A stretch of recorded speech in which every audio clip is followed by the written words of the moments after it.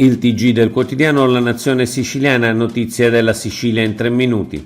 Schifani rivendica il ruolo dentro Forza Italia. In un'intervista all'edizione palermitana di Repubblica, il presidente Schifani rivendica la logica dei numeri per confermare il peso della Sicilia dentro Forza Italia. Sarà la logica dei numeri, ha detto testualmente Schifani, a far venire fuori il peso della Sicilia in funzione dei consensi, visto che per eleggere i vicepresidenti voteranno i delegati. Finalmente, con il numero di tessere e i dati elettorali ottenuti, prosegue Schifani, avremo la possibilità di compartecipare alle scelte nazionali del partito. Un segnale chiarissimo del fatto che Schifani punta ad essere vice segretario vicario di Antonio Tajani.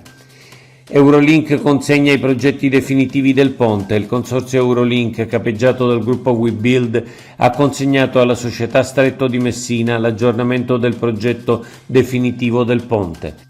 Particolare attenzione è stata dedicata alla stabilità della struttura e alla sua resistenza ai venti e ai terremoti. Il ponte è stato progettato per resistere a intensità del vento largamente superiori al vento più intenso mai registrato nello stretto e l'integrità strutturale dell'opera è stata verificata per eventi di magnitudo superiore al terremoto del 1908. Richiesto ripristino Camera Commercio Catania. Sempre più forte è la richiesta di tornare alla Camera di Commercio di Catania, superando la cosiddetta Camera del Sud-Est, che comprende Ragusa e Siracusa. Lo chiedono in una nota i vertici provinciali etnei di Assoesercenti, CIDEC, CNA, Confartigianato, Confcommercio, Confesercenti, Unimpresa, UIPA, Casartigiani, UPLA-CLAI. Le associazioni ritengono prioritario il ritorno all'autonomia in quanto area metropolitana, come previsto da una legge dello Stato, sottolineando come Catania debba tornare ad avere una sua Camera, diritto garantito dalla legge a tutte le città metropolitane italiane. Migranti, sentenza shock a Catania, incredibile provvedimento di una giudice a Catania che non convalida il trattenimento di 4 migranti presso il centro di Modica e ne dispone l'immediato rilascio. La motivazione principale è che non sono possibili trattenimenti al solo fine di esaminare le domande di asilo.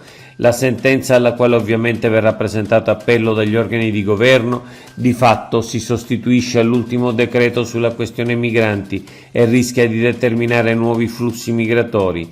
I migranti trattenuti non sono infatti perseguitati politici, ma hanno chiesto asilo per motivi che appaiono assolutamente marginali. Accordo con Caronte salva i collegamenti con le isole. La Regione ha raggiunto un accordo con la Caronte sulla base del quale quest'ultima assicurerà il servizio per le isole siciliane in regime di libero mercato finché non si concluderanno le procedure in corso per l'assegnazione delle tratte. L'ipotesi temuta del fermo dei collegamenti con la maggior parte delle isole minori sembra dunque evitata. L'isola di Mozia collegata con la rete elettrica. Anche la bellissima isola di Mozia verrà finalmente collegata alla rete elettrica attraverso un elettrodotto realizzato con un cavo sotterraneo da Marsala a una profondità superiore ai 5 metri dal fondo del mare. La decisione è avvenuta con decreto dell'assessora al territorio e ambiente Elena Pagana sulla base del parere favorevole della rinnovata commissione tecnico-specialistica guidata dal professor Gaetano Armao. Oggi è tutto. Per l'informazione del quotidiano La Nazione Siciliana approfondisci su www.lanazionesiciliana.eu.